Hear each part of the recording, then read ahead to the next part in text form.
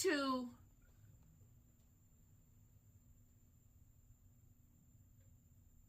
align Nimrod to these deities, Baal and Osiris and even Gilgamesh, you've got to be careful. Because do we really know what we're dealing with? Do we? Could you be looking to bring something up that is not worthy to be brought up? Many people are saying, oh yeah, they were bringing Nimrod back so that Nimrod can play a role in the end times and he can restore his power and all these different things. And I'm looking like, how?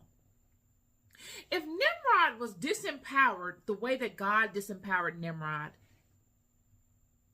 at Babel, God broke Nimrod's kingdom up.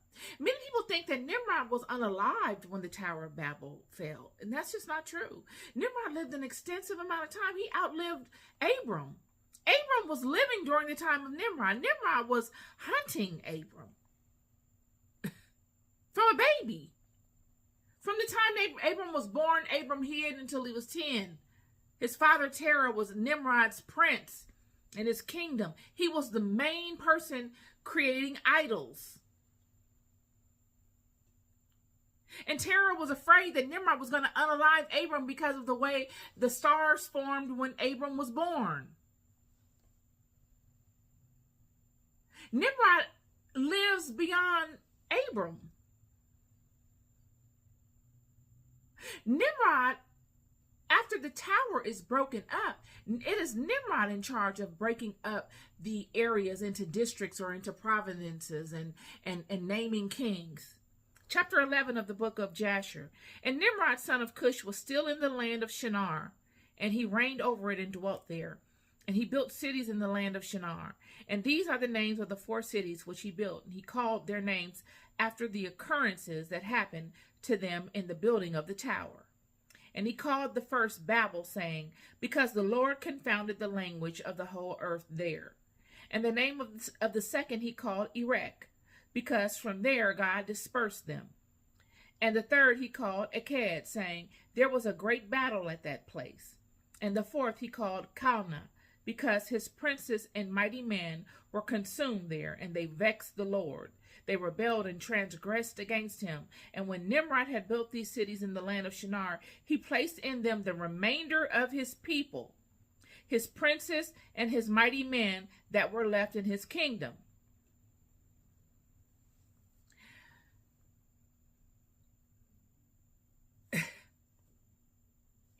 Nimrod breaks the kingdom up. God destroys the tower, breaks up the language. But it is Nimrod that decides who gets what region and who's going to be king.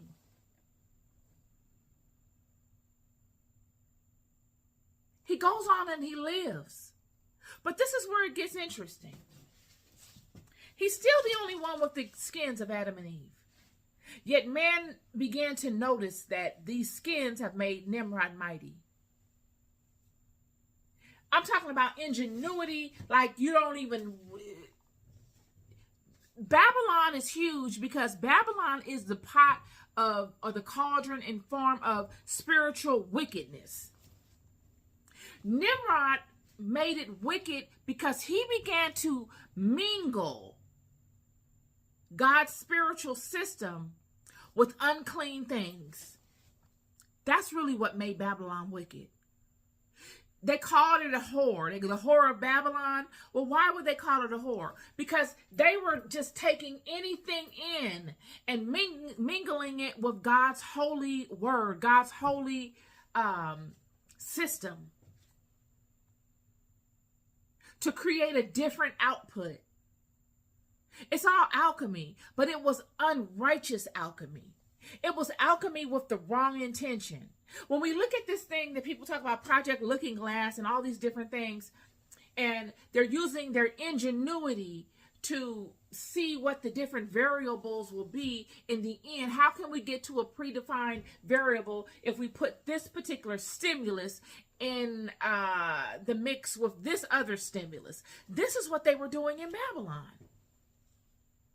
What made it wicked? It was because they were not leaning on the Holy Spirit, the love, the righteousness. It is the same thing that made it wicked in the passing of these skins from Ham to Cush and the coveting of them. It was the fact that they did not share in love what God gave to everybody. They coveted it. They held it to themselves for selfish gain. Nimrod is doing the same thing in Babylon. All of this information is coveted information. Nobody knows it. The people are just the engine, the footmen to build this thing. But those that really had the knowledge were a very small group of people. And nobody really knew the total system. It goes back to what I was saying the other day about the many realms that inhabit this plane. Nobody really knows the entire system. And this is how you keep a level of control. It's how you keep a level of control on a godly level. It's kind of like this thing where they have the Project Looking Glass, where they put the stimulus together, yet they can't seem to get the desired result they want because they're missing that righteous component. It's the method in which they're doing it that's off, because the method they're doing it in doesn't have that righteous component, and so it taints the result. It limits their ability to get a particular result. And Nimrod is one that will be vastly knowledgeable of these systems. He's tried and failed, tried and failed, tried and succeeded, built upon it, tried and failed, tried and succeeded, tried and failed, tried and succeeded. He's done all of that. He's got vast amounts of experience. He has knowledge. Yet he's disconnected. He's unalived. He can go no further than what he knows. He's no better than the Project Looking Glass. It'll be the same result. Sure, you have technique, you have ingenuity, but it does nothing for you. Nothing. And even if a Nimrod is born tomorrow and he comes into a physical form, he can go no further than what he's already gone and experienced. He's bound to the limits that his creator has imposed upon him.